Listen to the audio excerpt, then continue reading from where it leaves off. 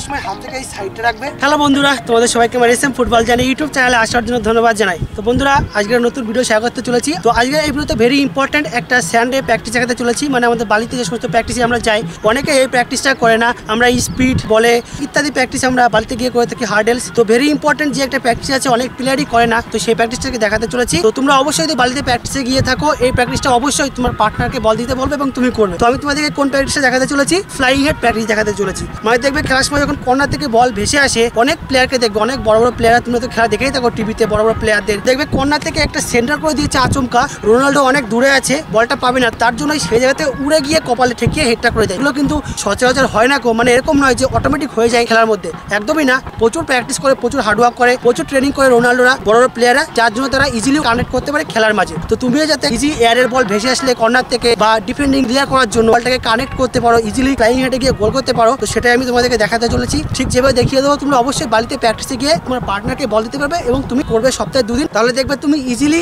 এয়ারের বল connect করতে পারবে, এমনকি তুমি ফ্লাইং হেডে গোলও করতে পারবে। তো চলো আমি তোমাদেরকে দেখাতে চলেছি তোমরা কিভাবে ফ্লাইং হেড প্র্যাকটিসটা করবে, ঠিক যেভাবে আমি করবো স্যান্ডে বালিতে প্র্যাকটিস গিয়ে করবে। তো চলো দেখা যাক ভিডিওটা।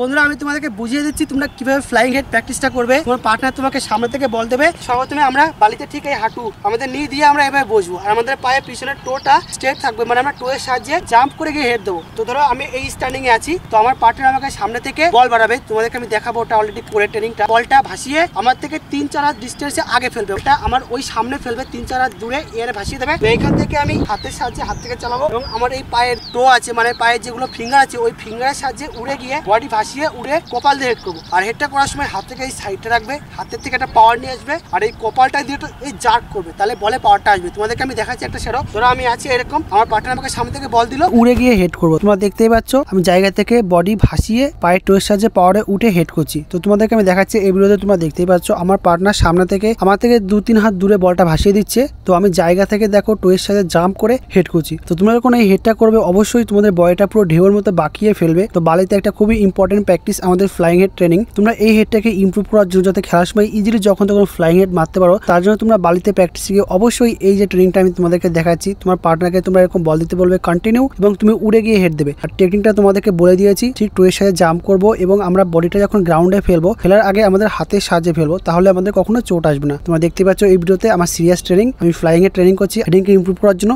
তো তোমরাও সেম নিজেদের হেডিংকে ইমপ্রুভ করার জন্য, ইজিলি ফ্লাইং হেড যাতে করতে পারো, তার জন্য তোমরা অবশ্যই বালিতে প্র্যাকটিসে গিয়ে এই ফ্লাইং হেড ট্রেনিংটা করবে সপ্তাহে 1 থেকে 2 দিন। তাহলে তোমরা 1 মাসের মধ্যে রেজাল্ট পেয়ে যাবে। দেখবে তোমরা খেলার সময় যখন তখন কোনো তোমার থেকে দূরে বল পড়লে তুমি ফ্লাইং এ উড়ে গিয়ে হেড করতে পারবে। 7, 8, 5।